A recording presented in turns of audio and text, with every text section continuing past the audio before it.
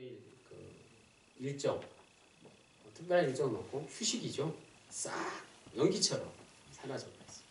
영인이가 아프면 가족 모두가 좀 힘든 시간을 보내죠. 놀랍게도 병원에 다녀온 후에 효과가 금방 나타나서 참 신기하더라고요. 다음날 언제 그랬듯이 오빠를 어린이집에 잘 갔습니다. 그래서 어린이집에 갔다 와서 오빠에게 하는 말이 친구들이 날 좋아해 이러면서 아주 그냥 기분이 너무 좋더라고요. 뭐 좀 변한 것 같은 그런 느낌이 들더라고요. 생각해보니까 영인이가 어린이집에 바로 갈 수 있었던 이유가 오빠 없이 엄마 아빠를 독차지하고 당진 시내에 있는 병원에 다녀왔다는 것이 한 3할 정도 되고 나머지 한 7할 정도는 어린이집에 친구들이 한 친구가 선물을 가지고 기다리고 있다는 소식 때문에 그냥 다음날 바로 어린이집에 가서 지금 잘 놀고 있습니다. 친구들이 날 좋아해. 이 말 한마디가 아픈 것을 낫게 했는지 모르겠어요. 영인이 덕분에 저도 천당과 지옥을 조금이나마 경험할 수 있었습니다. 바라기는 살면서 지옥을 경험하는 것보다는 천당을 경험하는 일이 많았으면 좋겠어요. 한 주간 돌아보니 우리 합덕영문에 천당을 경험하는 듯한 이런 좋은 일들이 많이 있었습니다. 또 생각해보니까 합덕영문이라는 이름 자체에도 이미 하나님의 나라가 들어있어요. 저만 그렇게 느꼈는지 모르겠는데 마음을 합하여 덕을 이루는, 즉 이 덕이 하나님의 나라인 것이죠. 세상적으로는 세상 사람들은 덕이라고 하는데 덕이 많으면 어떻게 되죠? 하나님의 나라가 이루어지는 것입니다. 합심적덕, 수리박물관에 가면 합심 덕적이라고 되어 있는데 어순을 좀 바뀌어도 뜻은 통합니다. 합심적덕, 마음을 합하여 덕을 쌓는 합덕영문, 합심적덕 합덕영문, 아주 잘 어울리지 않습니까? 하나님의 나라는 우리에게 가까이 있다는 거예요. 그리고 또 가까이 왔습니다. 조교개혁 제504주년을 맞이한 우리는 오늘 본문 말씀을 통해서 하나님의 나라가 어떤 것인가, 또 하나님의 나라가 가까이 왔다는 뜻은 무엇인가를 제대로 알 수 있기를 원합니다. 28절에 서기관 중 한 사람이 그들이 변론하는 것을 듣고 예수께서 잘 대답하신 줄을 알고 나와 묻되 모든 계명 중에서 첫째가 무엇이니까? 이렇게 질문했습니다. 오늘 본문이 예수님이 예루살렘에 입성하셔서 성전을 깨끗이 정화하신 후 당시 기득권을 누리던 종교 지도자들 가운데 하나라고 볼 수 있는 서기관 중에 한 사람과 논쟁하는 그런 내용입니다. 특이한 것은 처음으로 예수님을 지지하는 인물로 오늘 본문에 한 서기관이 등장하고 있습니다. 자신의 생각을 예수님께 확인하고 싶은 마음이 있었기 때문에 예수님께 협조적이었던 것 같습니다. 한편으로는 그의 이러한 협조적인 태도는 지금까지 그 이전에도 계속 종교 지도자들과 예수님이 논쟁을 하셨는데 그 논쟁의 승리는 바로 예수님이었다는 것을 증명하는 것이라고도 할 수 있습니다. 29절에서 31절까지 예수께서 대답하시되 첫째는 이것이니 이스라엘아 들으라.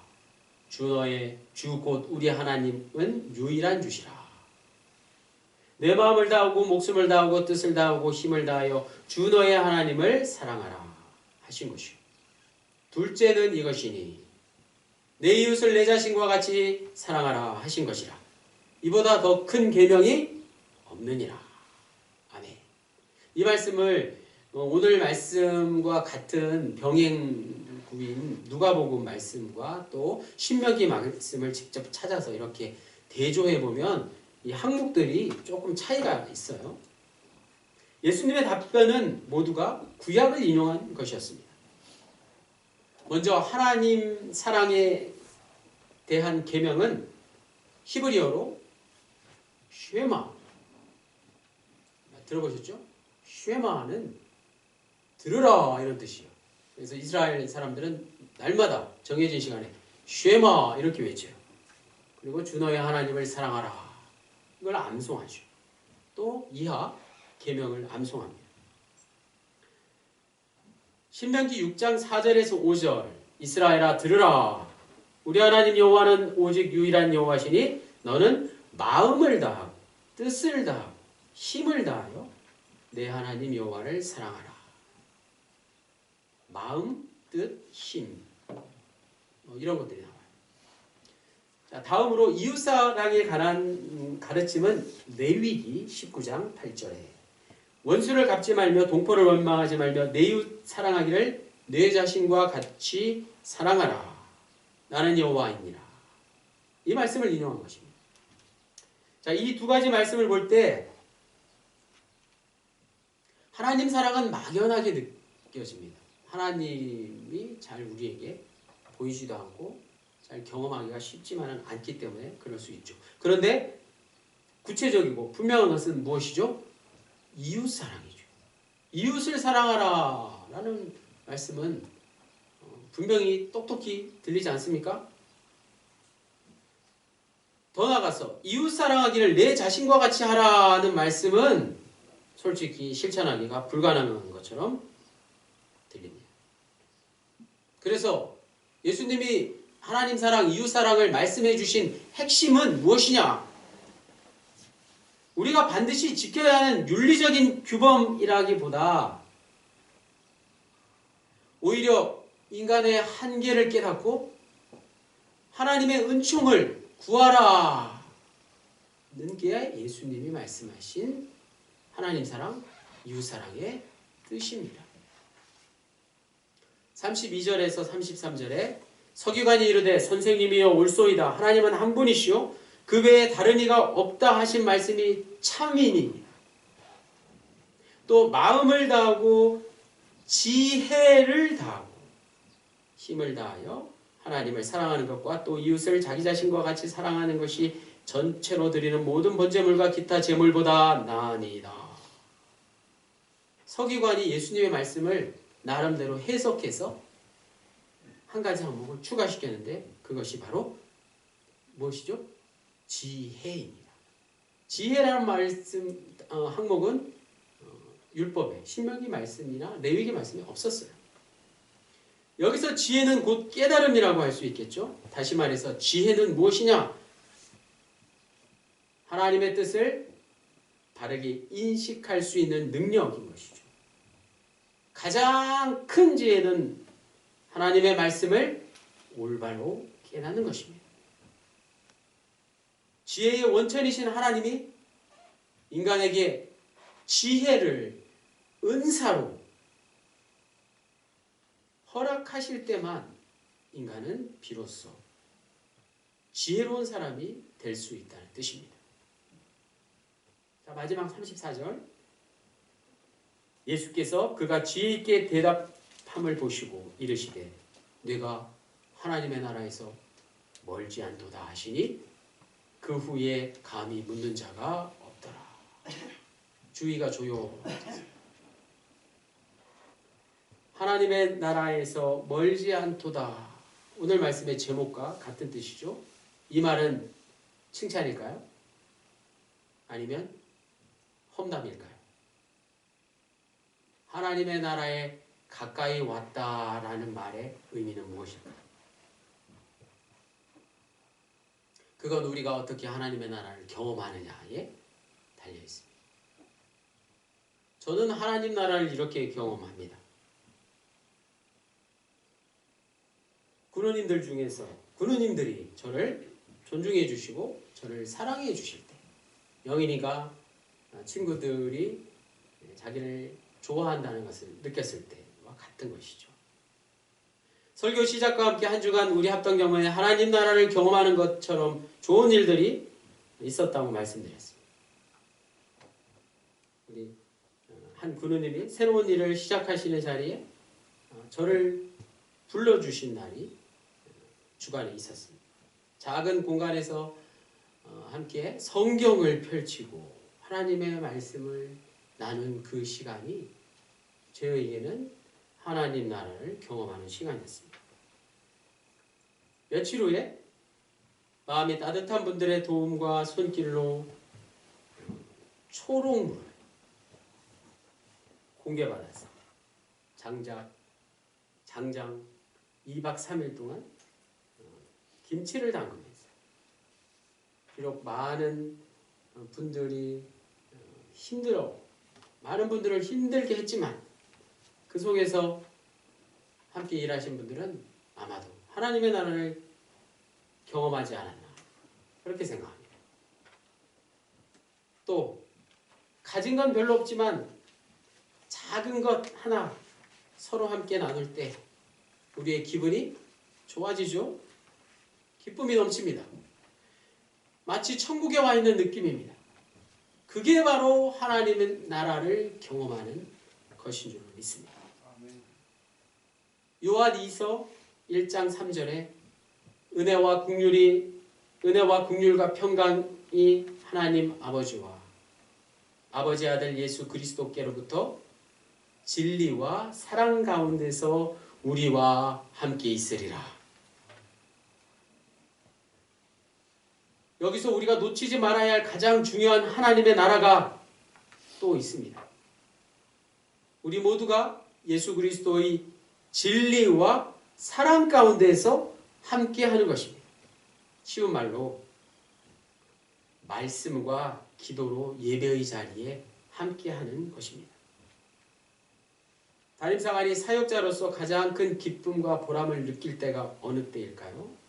바로 우리 모두 함께 진정한 예배의 자리를 놓치지 않는 순간, 그 순간입니다. 송구스러운 말씀이지만 저는 맛있는 거 좀 더 먹는 것보다 하나님의 말씀을 함께 나누는 것이 더 좋습니다. 하나님의 말씀에 서로 더 공감하는 게 사역자로서 가장 보람 있는 일입니다. 담임사관과 함께한 시간 가운데 가장 오랫동안 여러분들의 기억 속에 남을 것이 무엇일까요? 하나님의 말씀을 나눈 것. 하나님의 말씀은 영원한 것이기 때문에 그렇습니다. 은혜와 긍휼과 평강의 하나님 아버지와 아들 예수 그리스도께로부터 진리와 사랑 가운데서 우리 모두가 영원히 함께하는 모습, 그것이 합동 영문이 하나님의 나라가 되는 길이요 하나님 나라의 모습인 것입니다. 하나님 나라를 경험하면 때로는 우리를 힘들게 하고 몸과 마음을 지치고 아프게 하는 일들도 다 하나님의 뜻에 맡기게 되는 것이죠. 바울처럼 우리도 우리에게 닥친 모든 일들이 다 하나님의 은혜라고 고백할 수 있다면 좋은 일들뿐만이 아니라 더 나아가서 좀 안 좋은 일들까지도 다 하나님의 나라를 이루기 위해서 필요한 것임을 비로소 알게 될 것입니다. 심지어 내가 지금 천당이 아니라 지옥을 경험하는 게 아닌가라는 생각이 들 때도 사실은 하나님 나라를 경험하기 위해서 필요했던 주님의 뜻이었다는, 지옥에 가는 것마저도 하나님의 뜻이었다는 깊은 통찰입니다. 종교개혁 504주년을 맞이하는 오늘 우리에게 필요한 마음과 자세이지 않겠습니까? 그렇게 되면 살면서 지옥 경험하는 것보다 천당 경험하는 순간이 많으면 좋겠다라는 이러한 평범한 고백은 이제 살면서 경험하는 모든 것이 다 하나님 나라를 이루는 것이다 라는 위대한 고백으로 바뀌게 될 것입니다. 그리스도인으로서 하나님의 나라를 이 땅에 살면서 미리 경험해 볼 수 없다면 그것보다 더 불행한 일은 없을 것입니다. 누가 하나님의 나라에 들어갑니까? 누가복음 18장 16절에 예수께서 그 어린아이들을 불러 가까이 하시고 이르시되 어린아이들이 내게 오는 것을 용납하고 금하지 말라. 하나님의 나라는 이런 자의 것이니라. 하나님의 나라는 어린아이와 같은 자들의 것입니다. 여기서 어린아이와 같은 자들은 철없는 자들이란 뜻이 아니라 서기관처럼 율법을 잘 아는 이가 아닌 자를 뜻합니다. 다시 말해서 어린아이처럼 아무것도 모르는 자들, 사람의 노력으로 하나님의 나라를 소유할 수 없다는 뜻입니다.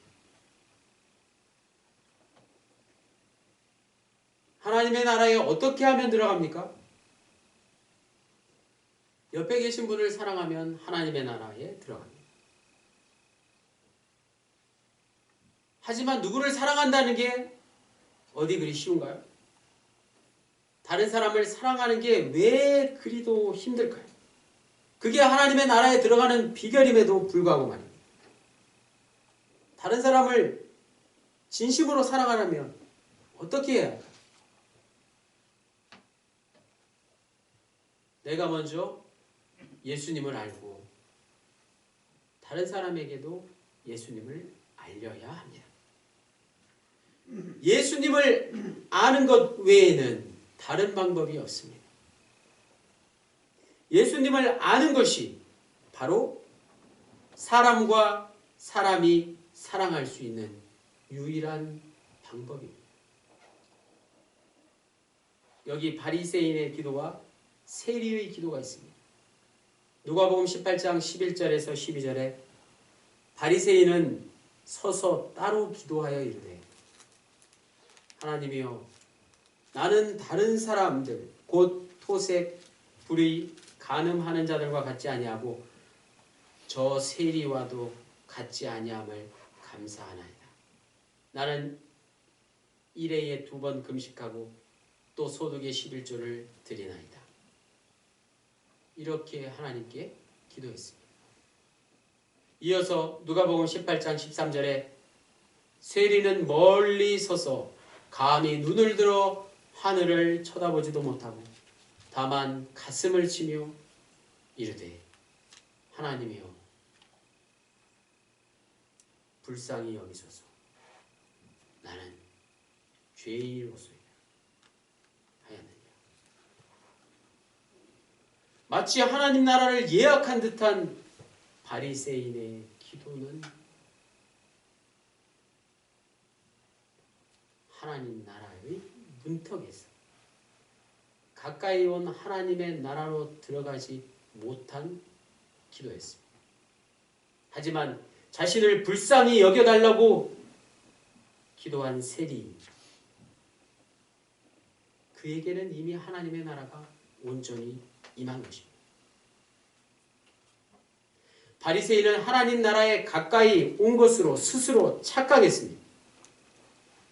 하나님 나라의 문고리를, 하나님 나라의 문고리를 잡고 있다고 생각했지만 버스가 떠나고 나면 맨 앞에 서 있으나 맨 뒤에 서 있으나 버스를 타지 못하는 건 마찬가지입니다. 바리새인처럼 자신의 능력으로 하나님의 나라에 들어갈 수 있다고 생각하면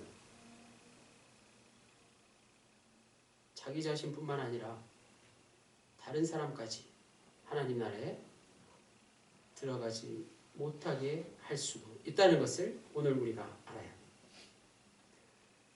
그렇다면 다른 사람을 사랑함으로 누리게 될 하나님의 나라를 위해서 오늘 우리에게 필요한 것은 바로 세리와 같은 철저한 자기 낮춤과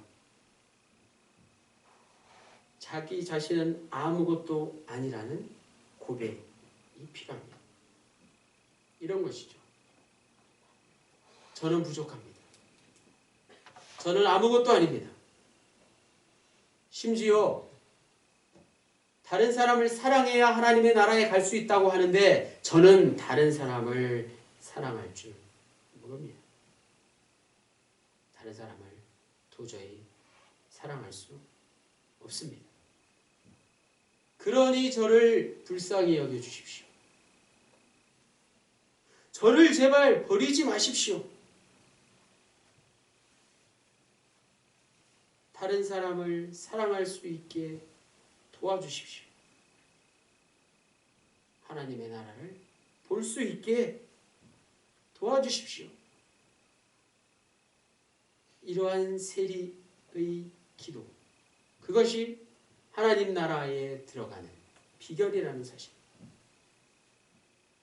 그러므로 가까이 온 하나님의 나라는 오늘 본문에 나오는 한 서기관의 고백처럼 자신의 지혜, 세상의 지혜를 다 내려놓고 하나님의 지혜를 받아들일 때 찾아옵니다. 가까이 옵니다. 더 나아가서 하나님은 한 분이시오 그 외에 다른 이가 없나이다 라는 고백대로 주님의 말씀만이 참이심을 믿고 세리처럼 철저한 자기 낮춤의 마음으로 기도할 때 우리는 비로소 하나님의 나라를 지금 여기서부터 누릴 수 있습니다. 우리는 죽기 전에 이미 살아서 하나님의 나라를 경험할 수 있습니다. 합신, 적덕, 합덕. 이 말은 미래에 이루고자 하는 합덕 영문의 이상적인 꿈이나 비전만이 아닙니다. 마음을 아파요. 하나님 나라를 지금 이 순간 누리는 합덕 영문의 현재 모습이 되어야 합니다. 합덕 영문의 오늘 지금 이 순간의 모습이 바로 합하여 마음을 합하여 덕을 이루고 하나님의 나라를 이룰 수 있기를 간절히 빌고 원합니다. 가까이 온 하나님의 나라를 놓치지 마시고 온전히 붙잡으시고 지금 여기서 누리시고 살아가시는 우리 모두가 될 수 있기를 주님의 이름으로 간절히 축원합니다. 기도드리시겠습니다. 주님, 예수 그리스도의 사랑에 감사드리고 하나님을 더욱 사랑하며 내 이웃을 내 몸과 같이 사랑함으로 하나님 나라를 지금 여기서 누리며 살아갈 수 있도록 주님 인도해 주십시오. 하나님의 나라를 소망하는 데 머무르는 것이 아니라 이 땅에서 지금 하나님 나라를 이루며 살아갈 수 있도록 은총을 베풀어 주십시오. 사랑의 주 예수 그리스도의 이름으로 기도드립니다. 아멘.